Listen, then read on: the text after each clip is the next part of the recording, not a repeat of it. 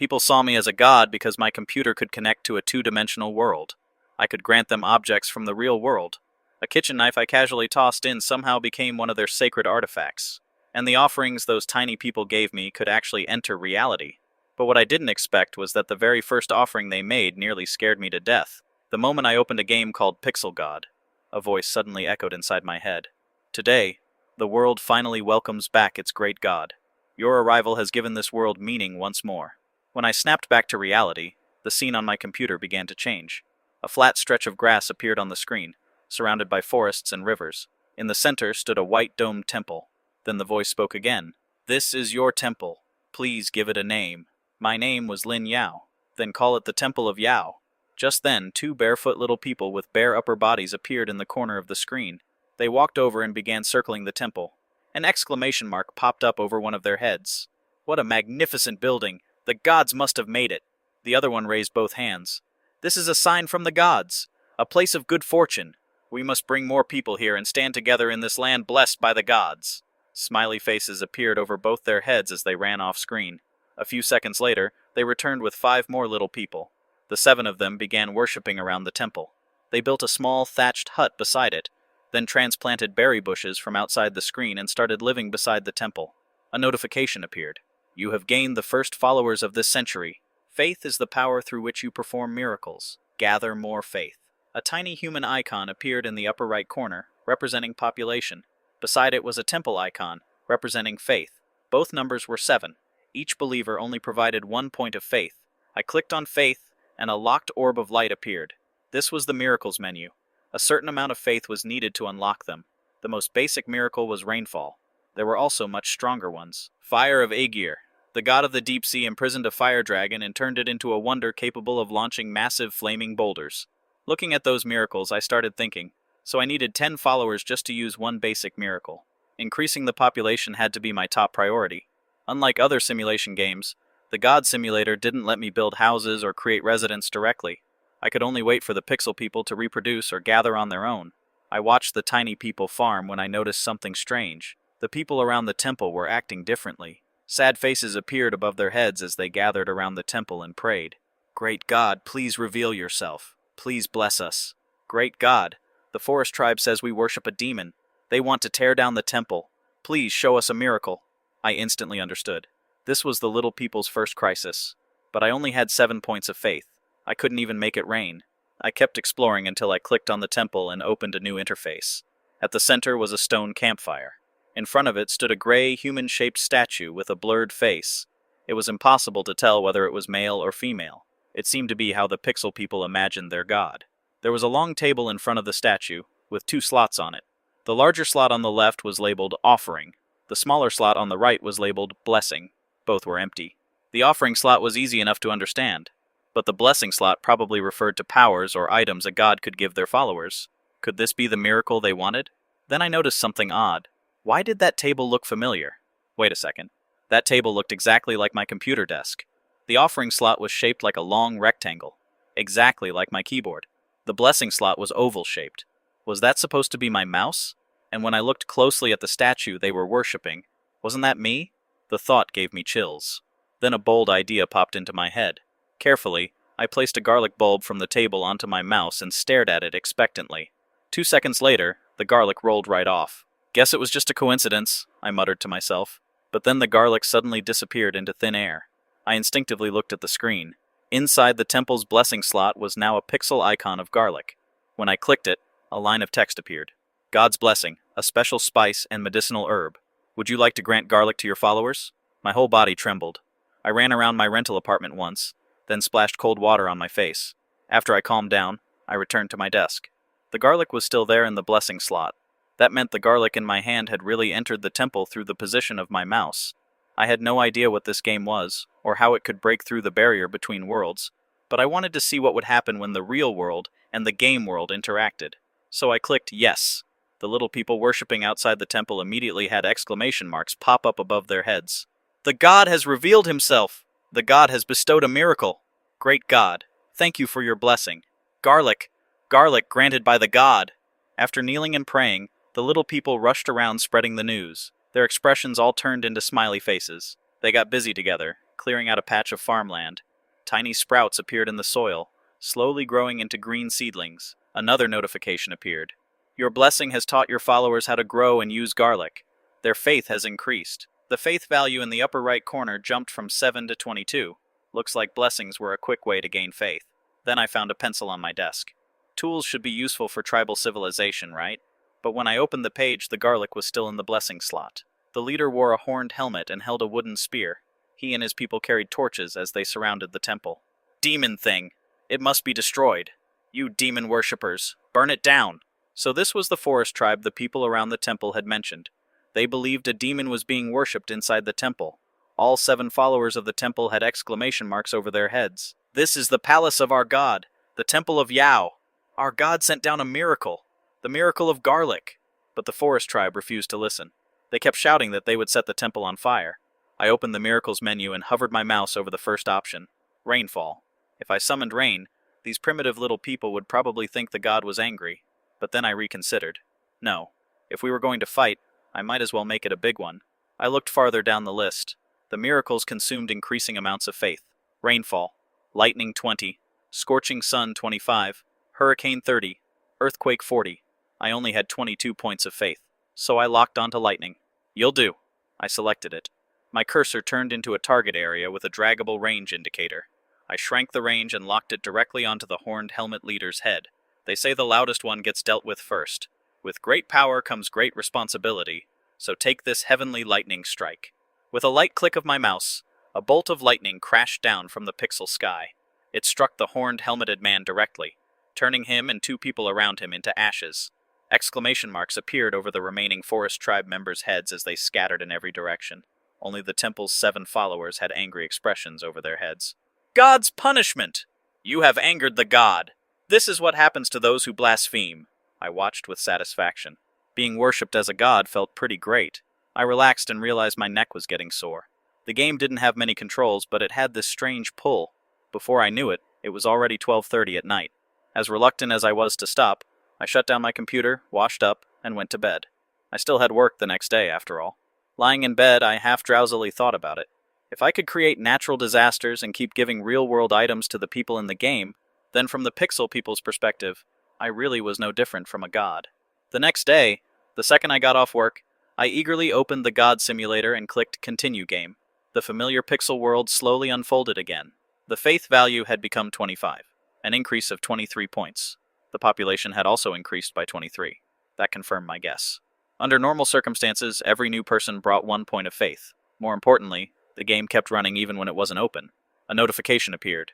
Your followers are now numerous enough to establish a tribe. Please give it a name. Without thinking much, I typed in garlic. Using the simple naming style of ancient times, it made sense. Garlic was the specialty I had blessed these followers with. Calling them the Garlic Tribe seemed reasonable enough. Your miracles and blessings have officially established the Garlic Tribe. Pixel people had joined the temple's side and settled here. Last night's lightning strategy had worked immediately. Whether it was fear or worship, people had definitely been drawn over. With more people, the tribe developed a basic division of labor. The tribe members were no longer limited to growing garlic and tending berry bushes. 2 of them had started hunting in the forest, while another was trying to fish alone by the river. Overall, the garlic tribe was still at the primitive society stage. Everyone was struggling to find food. I opened the temple interface. The garlic was still in the blessing slot. Its cooldown was 7 hours, so apparently it wasn't short. If I'd known I could send real-world items into the pixel world, I would have chosen wheat. That could have solved their early food shortage. Or I could have sent them a bow and arrows. Once they learned archery, hunting would become much easier, and they'd have some way to fight back if they ran into the forest tribe. Then I looked lower, and noticed something that hadn't been there before. There was now a red item in the offering slot. I hovered over it. It was a red creature curled up in a ball, like some kind of newborn animal. The text read, Garlic Tribe Infant, an offering to the god. My face twitched. Human sacrifice. Honestly, that did fit the way primitive humans worshipped gods. A message appeared. Would you like to accept the Garlic Tribe Infant offered by your followers? I immediately clicked no. If a baby suddenly appeared in my apartment, there'd be no way to explain it. The police would probably invite me in for a very serious chat. Even worse, what if the Garlic Tribe kept sending me babies? Just imagining the cost of formula and diapers made me feel dead inside. Guys, I'm a god, not your tribe's childcare worker. The moment I rejected the offering, exclamation marks appeared above everyone in the tribe. The god is unhappy! The god doesn't want babies! I told you not to use babies. Maybe we should offer adults instead. Adults can farm and pick fruit for the god. No, we should use prey, the best prey. Wild boars, I think fish are better. Fish are the best. Go find a new offering. Watching the pixel people argue made me laugh and sigh at the same time. Still, if they sent me game meat or fish, I could make myself a midnight snack. Everyone except 5 people ran into the nearby forest and mountains. They looked around as if searching for suitable offerings. That was when I noticed one pixel person who stood out. He was one of the earliest followers. Bare-chested and barefoot, he stood outside the temple looking up at the sky. A question mark appeared above his head. I hovered over it, and a speech bubble showed his thoughts. What kind of offering does the god actually need? He doesn't want babies. Maybe he doesn't need manpower. He gave our tribe magical garlic. The god's world surely doesn't lack food. The forest tribe blasphemed against the temple and suffered divine punishment from a natural disaster. The god must possess a power greater than anything we can imagine. Our possessions mean nothing to him. Then perhaps he will only accept strange things that we cannot understand or use. The question mark turned into a glowing light bulb. He seemed to have figured something out. He jogged into the thick forest. I watched in surprise. This little person's ability to think was clearly far beyond everyone else's. It was like he had awakened intelligence. Not long after, he ran out of the forest holding something in both hands and entered the temple. A new icon appeared in the offering slot. It looked like a short staff carved from branches. The text read, Vigor Staff, restores 1 point of vigor and faith every hour. A treasure crafted by the forest god. It draws vitality from the heart of the natural world. When touched, the holder can extract powerful energy from it. After the forest god fell, it became ownerless. Would you like to accept the Vigor Staff offered by your follower? I clicked yes. The staff icon vanished from the offering slot. A short wooden staff about the length of my forearm appeared on top of my black keyboard. My palms started sweating. I had already guessed that if materials could be sent into the pixel world through the temple, then offerings could theoretically travel back from that world. But seeing it happen right in front of me still made me hold my breath. I carefully picked up the staff. It wasn't heavy, about the same weight as ordinary wood. The surface was covered in natural grain, yet it felt smooth and delicate, as if it had been coated in a layer of clear varnish. The top split into 2 short prongs, like the broken end of a clothes rack, but tiny green buds grew from the forks, making it seem strangely alive.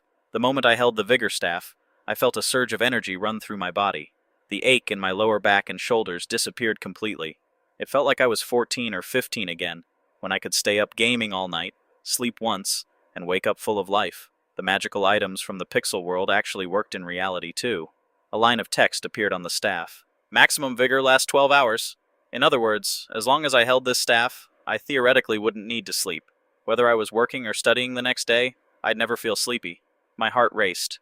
I waved the staff around in excitement for a while before finally calming down. No, that wasn't the important part.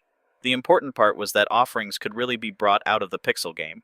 There was no doubt that the pixel world contained more magical items like the Vigor Staff. If they could keep sending things through the temple, then this game was an endless treasure vault. I felt completely refreshed. With the temple's ability to break through dimensional barriers, it wouldn't be long before I could escape my miserable working life and reach the top of my life. Then I turned my attention back to the game. The pixel people had returned to the tribe with smiley faces above their heads.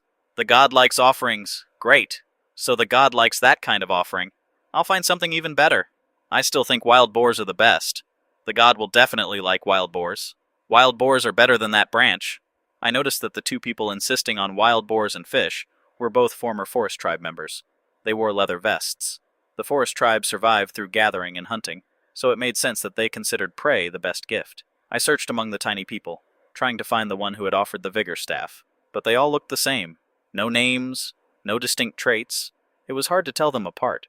After looking for a while, though, I found him inside the temple, bare-chested and barefoot, with another question mark over his head. A new message appeared. One follower has developed intelligence. Would you like to transform him into a prophet? In many ancient cultures, honestly, that sounded like a good idea. I didn't want another baby showing up in the offering slot. I immediately clicked yes. The Garlic tribe gained its first prophet. Under the prophet's leadership and influence, everyone's intelligence increased slightly. The prophet knelt before the statue and prayed. Then he left the temple. The moment he came outside, all the pixel people gathered around him, as if they knew he had received the god's blessing. The prophet said, The offerings our God needs are strange items we cannot understand or master. From now on, if you find anything like that, offer it to the God. You will receive the God's blessing. The prophet is right. Listen to the prophet. Find magical items. Magical wild boars. I know of a magical white boar that no one has ever caught. I saw a magical fish in the water. It eats every bit of meat and bone it finds. Very magical. The God will definitely like it. I looked speechlessly at the last two pixel people. Of course, they were both wearing leather vests. Even without names or labels, I recognized them immediately. They had to be those two brothers from before.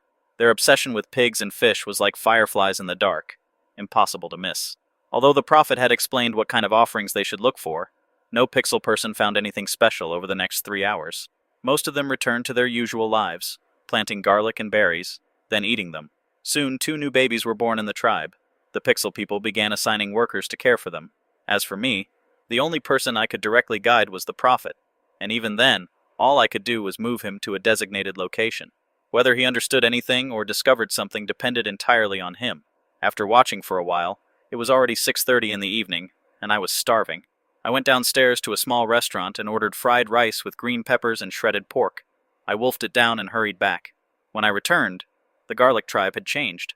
A black bear that had come from who knew where had barged into the village. It had destroyed 2 fields and 1 house. 2 pixel people's bodies lay on the ground. Most of the tribe members were hiding behind the temple, trembling. The prophet stood beside the temple, holding the tribe's 2 babies. The black bear was 2 or 3 times larger than the pixel people. To them it was basically a giant monster. It was tearing into the bodies on the ground. We finally got 2 new babies to increase the population and faith, and you show up and cut our numbers down? You want to die? Eat some divine justice. Just as I was about to hit it with lightning, I noticed something else. 2 pixel people were facing off against the black bear. They wore leather vests and held wooden clubs. One stood in front, the other behind, circling the bear and constantly striking its head and backside. As they moved, they shouted, "Power of the pig! I'm as nimble as a fish." From those lines alone, I knew exactly who they were. Those 2 brothers again. I hesitated. If I used lightning now, the 2 of them might get turned to ashes too, just like the horned helmet leader from before. I needed them to move farther away first. The tribe didn't have enough people to keep losing members, so I decided to watch. The 2 pixel people were surprisingly agile. One would hit the bear and run, then the other would attack, forcing the bear to deal with threats from both sides. Their wooden clubs didn't do much damage, but they annoyed the bear. An angry symbol appeared over its head. It abandoned the bodies and charged after the 2 of them. This time, though, the brothers didn't keep fighting. They ran together toward the forest. I understood. They were trying to lure the bear away and stop it from hurting anyone else. Those 2 usually seemed pretty unreliable, but when something serious happened, they actually had guts. One of them got back up. He was still alive. I let out a sigh of relief. When the black bear was finally killed by lightning, all the pixel people raised their arms and cheered. Smiley faces appeared above their heads. Only the prophet had a question mark above his head. I clicked it. The prophet was thinking, how could a bear come out of the deep mountains? My father had never seen a bear this large. Where did it come from? Why did it suddenly attack the garlic tribe? Then the prophet handed the child he was holding to another pixel person and walked over to the black bear's burned body. An exclamation mark lit up above the prophet's head. When I saw the notification, my heart skipped a beat. The black bear had turned into the body of a dead pixel person. The tribe members panicked immediately. A demon worshipper! Someone who worshipped demons turned into a bear. He wanted to destroy the temple, attack us, and eat us. Man-eating demons? That's terrifying. There are demons here! I'm leaving! 3 pixel people instantly ran off in different directions. The population in the upper left corner dropped to 25, and faith fell by 3 points. After spending 20 faith on the lightning and accounting for the vigor staff's bonus, the temple was left with just 7 points of faith. I scratched my head. After managing this place for an entire day, I was right back where I started. Being a god wasn't easy either. What worried me even more was this new demon element. It sounded like demons and gods belonged to opposing factions. The tribe had barely been established, and demon followers were already attacking. I had no idea whether it was random or whether we had been targeted, but one thing was clear. I'd have to deal with demons sooner or later. The prophet found a letter on the demon follower's body. The target is the forest tribe. While the forest tribe's hunters are away, kill as many people as possible. The prophet's question mark turned into a glowing light bulb. I understand. This demon follower who transformed into a black bear attacked the wrong place. He mistook our tribe for the forest tribe. Their target is the forest tribe. We're still safe. Only then did the frightened pixel people calm down and begin repairing the destroyed homes and farmland. I opened the temple interface. The garlic in the blessing slot still hadn't disappeared, which meant I still couldn't send another item over yet. The offering slot was empty too. No one in the tribe had brought a new offering.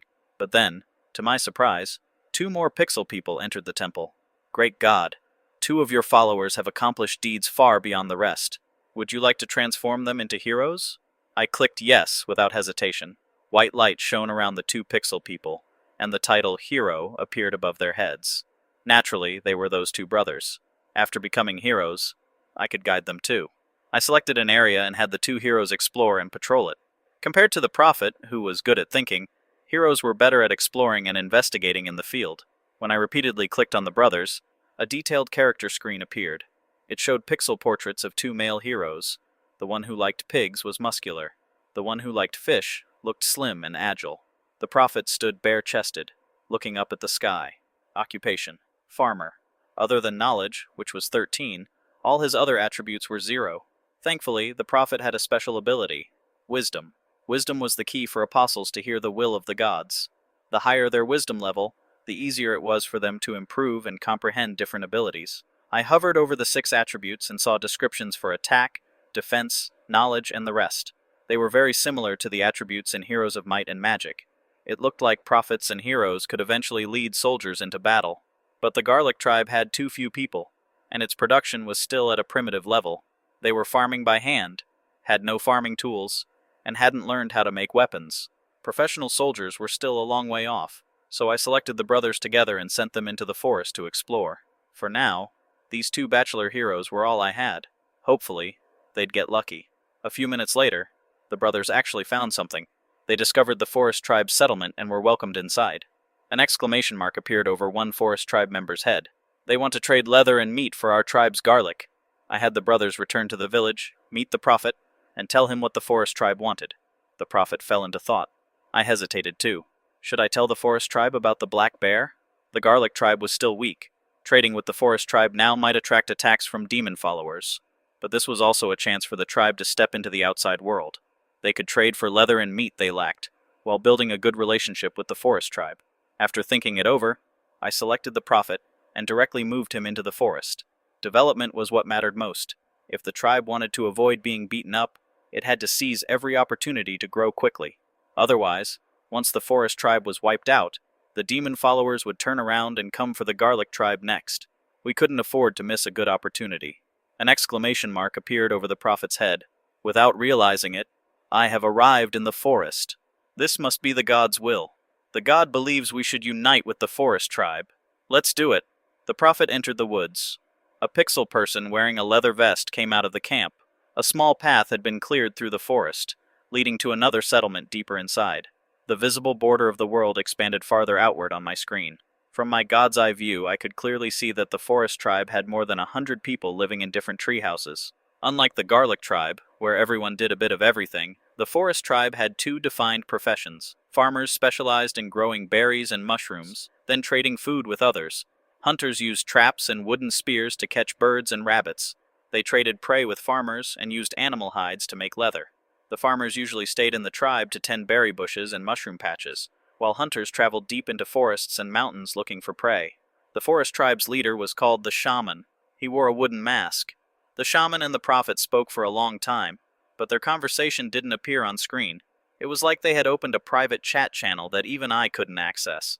Thankfully, about 10 minutes later, several messages appeared one after another. The prophet has told the forest tribe about the demon followers' attack. The forest tribe's attitude has become friendly. The prophet has taught the forest tribe how to grow and use garlic. The forest tribe's attitude has become intimate. The blessing has been fully completed. Garlic has become part of the world.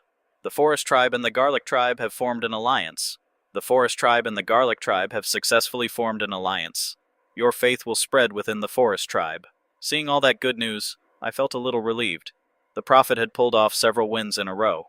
With the forest tribe's population of over 100, I at least had a chance to gain more followers. Right now, that was exactly where I needed my faith to come from. The alliance also gave the garlic tribe a reliable trading partner. Most importantly, the blessing had been completed. I quickly opened the temple interface. Sure enough, the blessing slot was empty. That meant I could send another item over now. I was excited for a few seconds, then fell into deep thought. What did the Garlic Tribe need most right now? Writing? Tools? Food? Holding the vigor staff? All kinds of ideas filled my mind. Every one of them seemed useful. Just as I was struggling to decide, another message appeared. To thank you for the garlic you blessed them with, the Forest Tribe has presented an offering. My eyes lit up. The second offering was here. I quickly opened the temple. A green object appeared in the offering slot. It looked like a cactus. Cactus Attendant. Restores 1 point of faith every hour. A loyal servant of the gods that obeys divine commands and is responsible for cleaning and making offerings inside the temple. A reliable and hard-working spirit. It normally takes the form of a cactus, but becomes a servant before its god. It was alive. I quickly took out the offering.